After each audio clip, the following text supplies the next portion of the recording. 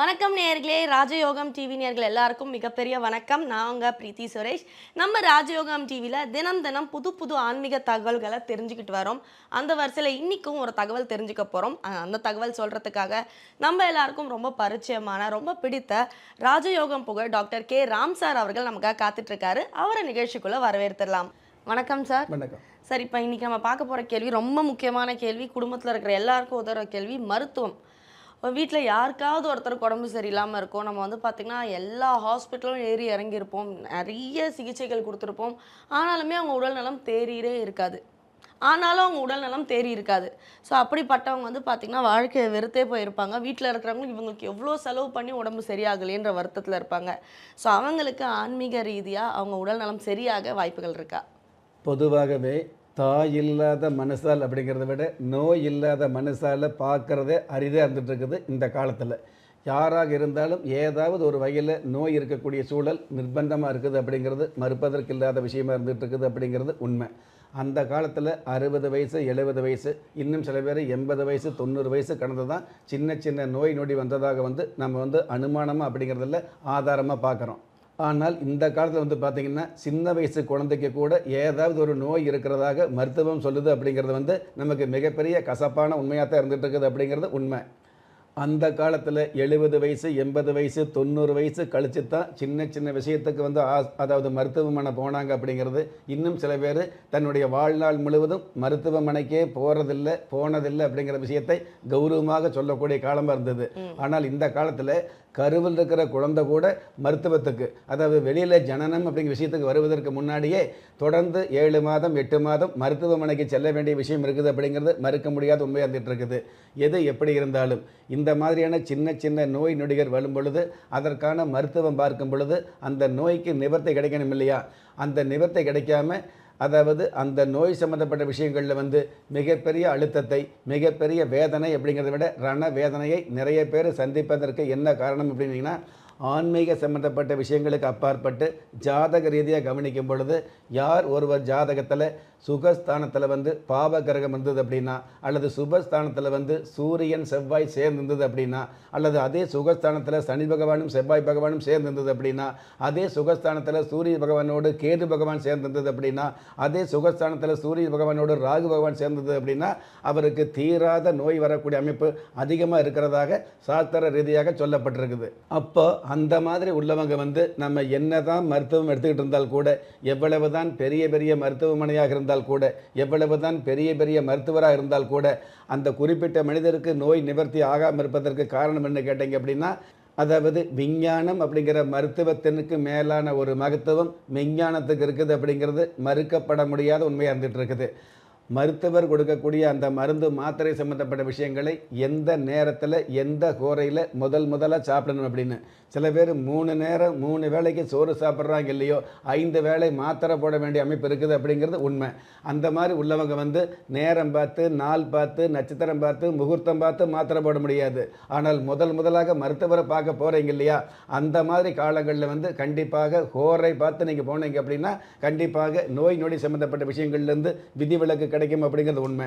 அப்படியே ஒரு கால் நேரம் அந்த ஹோரை பார்க்காம மருத்துவரை சந்திச்சா கூட அவர் கொடுக்கக்கூடிய மருந்து மாத்திரை சம்மந்தப்பட்ட விஷயங்களை முதலாக உட்கொள்ளும் பொழுது, முதலாக எடுக்கும் பொழுது அது உங்களுடைய ஜாதக சம்மந்தப்பட்ட, உங்களுடைய திதி சம்மந்தப்பட்ட விஷயங்களை கணிச்சு அதுக்கு தகுந்த ஹோரையில் மருந்து மாத்திரை முதலாக எடுத்துக்கிட்டீங்க அப்படின்னா 3 வேளைக்கு எடுக்கிறது காரணம் இல்லை. முதலாக சாப்பிட ஆரம்பிக்கக்கூடிய அந்த விஷயம் பார்த்திங்கன்னா நல்ல ஹோரை, அதாவது மருத்துவ நிவர்த்தி சம்மந்தப்பட்ட ஹோரைகளை கணிச்சு நீங்கள் சாப்பிட்டீங்க அப்படின்னா கண்டிப்பாக நிவர்த்தி கிடைக்குது அப்படிங்கிறது.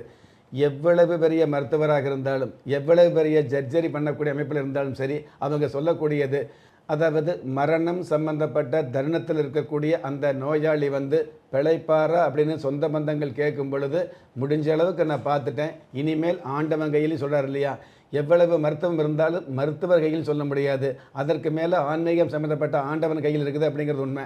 அந்த ஆண்டவர் சரியான நேரத்தில் உங்களுக்கு முறையான ஒரு முன்னேற்றம் கொடுக்கணும் அப்படின்னா, நோய் நிவர்த்தி கொடுக்கணும் அப்படின்னா ஆரம்பத்திலேயே இந்த ஆன்மீக சம்மந்தப்பட்ட விஷயங்களை நீங்கள் கவனிக்க வேண்டிய அமைப்பு இருந்துகிட்டு இருக்குது.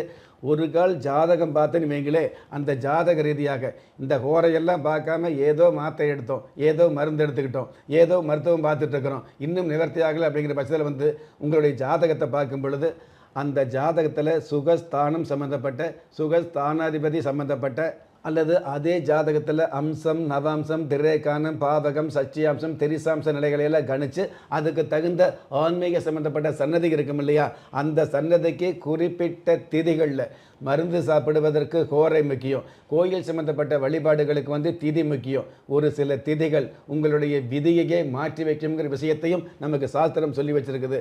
அந்த மாதிரி குறிப்பிட்ட திதியில் குறிப்பிட்ட சன்னதிக்கு குறிப்பிட்ட நேரத்தில் போய் வழிபாடு வச்சுக்கும் பொழுது கண்டிப்பாக மருத்துவ நிவர்த்தி அப்படிங்கிறது மகத்துவமாக கிடைக்கும் அப்படிங்கிறது மறுக்க முடியாத உண்மை. Super sir. ஸோ நீங்கள் மருத்துவத்தை சார்ந்து நீங்கள் போறீங்கன்னா கூட அதுக்கும் ஒரு நல்ல நேரம் பார்த்துட்டு நீங்கள் எல்லாத்தையும் ஸ்டார்ட் பண்ணணுங்கிறத ரொம்ப தெளிவாக எடுத்து சொன்னதுக்கு ரொம்ப நன்றி சார். நன்றி. என்ன நேயர்களே, இன்றைய நிகழ்ச்சி உங்கள் எல்லாருக்கும் ரொம்ப பயனுள்ளதாக இருக்கும்னு நம்புகிறோம். ஸோ இந்த நிகழ்ச்சி பார்த்துட்டு இருக்க உங்களில் பல பேருக்கு உங்களோட சொந்த ஜாதகத்தை பார்க்கணுன்ற ஆசை இருக்கும். ஸோ நீங்கள் பண்ண வேண்டியதெல்லாம் கீழே டிஸ்பிளேல வர நம்பருக்கு கால் பண்ணி அப்பாயின்மெண்ட் வாங்கிட்டு நீங்கள் சாரை நேரில் வந்து பார்க்கலாம். அந்த நம்பர் அப்பாயின்மெண்ட்டுக்கு மட்டும்தான், அதாவது முன்பதிவு செய்கிறதுக்கு மட்டும்தான் அந்த நம்பரை நீங்கள் பயன்படுத்த முடியும். அது மட்டும் இல்லைங்க, நம்ம ராஜயோகம் டிவியில் பார்த்தீங்கன்னா புத்தம் புது ஆன்மீக தகவல்கள், மாத பலன்கள், தின பலன்கள், பல விஷயங்கள் உடனுக்குடன் அப்டேட் பண்ணிகிட்டே இருக்காங்க. அது மட்டும் இல்லைங்க, ஒவ்வொரு நாளும் உங்களுக்கான அதிர்ஷ்ட எண், அதிர்ஷ்ட நிறம் என்ன, அதிர்ஷ்ட எழுத்துக்கள் என்ன போன்ற விஷயங்கள் தாண்டி ஒவ்வொரு நாளும் நீங்கள் வழிபட வேண்டிய தெய்வம் என்ன போன்ற எல்லா தகவல்களும் உடனுக்குடன் தெரிஞ்சுக்கணுன்னா நீங்கள் ராஜயோகம் டிவியை லைக் பண்ணுங்கள், ஷேர் பண்ணுங்கள், சப்ஸ்கிரைப் பண்ணுங்கள், மறக்காமல் பெல் ஐக்கானை ப்ரெஸ் பண்ணுங்கள். திறமை இருந்தும் வறுமையில் வாடுகிறீர்களா? விதியை நொந்து விரக்தியில் இருக்கிறீர்களா? முயற்சிகள் செய்தும் முன்னேற்றம் கிடைக்கவில்லையா? களஸ்திரம் அமையாமல் கவலைப்படுகிறீர்களா? தாய்மையடையாமல் தவித்து நிற்கிறீர்களா? நவரத்தினம் போட்டும் நன்மைகள் கிடைக்கவில்லையா? பெயர் மாற்றம் செய்தும் பிரயோஜனம் இல்லையா? எந்திரத்தை நம்பி மந்திரத்தை சொல்லியும் மாற்றம் கிடைக்கவில்லையா? எண்கணிதத்தை நம்பி எழுத்தை மாற்றியும் ஏற்றம் கிடைக்கவில்லையா? வாஸ்துவை நம்பி வாசலை மாற்றியும் வளம் காணவில்லையா? ஹோமத்தை வளர்த்து யாகத்தை செய்தும் யோகத்தை காணவில்லையா?